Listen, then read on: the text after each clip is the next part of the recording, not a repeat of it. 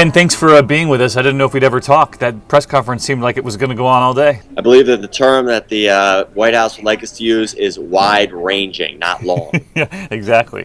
Listen, let me ask you, was there any question in your mind how the president's going to frame the economy heading into the midterms? From where I sat, it sounds as though his main argument is going to be that the Republicans are holding the middle class hostage. We heard this over and over again. What we're detecting as sort of a common meme among Democrats out on the campaign trail was that Republicans are offering no alternatives. In fact, what they would offer is a return to the sort of Bush-era economics, and that the president makes the case, as well as Democrats out on the campaign trail make the case, is what led us into this great recession, as they call it. We're going to continue to hear them hammer that point to get voters to remember, hey, things may not be so great now, but they weren't so great 2 years ago either. Let's talk about the Bush-era tax cuts. The battle lines have been drawn, and it almost seems as though both parties like their stance right now, where they're coming to the argument from.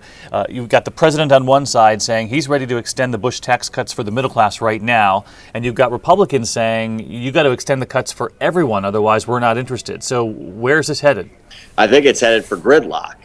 That's sort of what we've seen here over the last several weeks. The president has been pretty consistent on this since his time out on the campaign trail in 2008 and even 2007, saying that he would like to extend the tax cuts for families making $250,000 a year or less, and he's still right there. Republicans were opposed to that stance then; they're opposed to it now, and I don't see much budging from either side.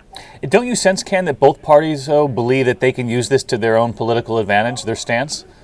In some ways, it actually seems to help Democrats more. They can argue that they're the ones who are for the middle class. This is a consistent position that they've had. Republicans, there's sort of so many issues that seem to be working in their favor now just because of the sort of sour mood of the electorate and historical trends as well, that they don't really need to get bogged down in the specifics. However, they are taking the bait and really fighting this one out in a way that could end up redounding to Democrats' benefit, unlike a lot of the other issues where Democrats really find themselves on the defensive.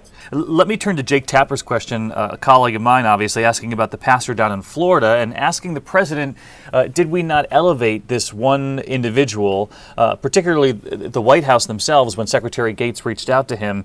And the president said, I hardly think we're the ones who elevated the story, but it is in the age of the internet something that can cause us profound damage around the world, so we've got to take this seriously. Any assessment would lead you to believe that this guy down in Florida this past year is really a small-time figure who has successfully used the media and sort of the media political complex to elevate himself and his issue to a place where maybe he has inordinate influence over this debate and certainly this news story. Ken Vogel, appreciate it. Don't want to make this conversation longer than the press conference itself, which would be pretty hard to do.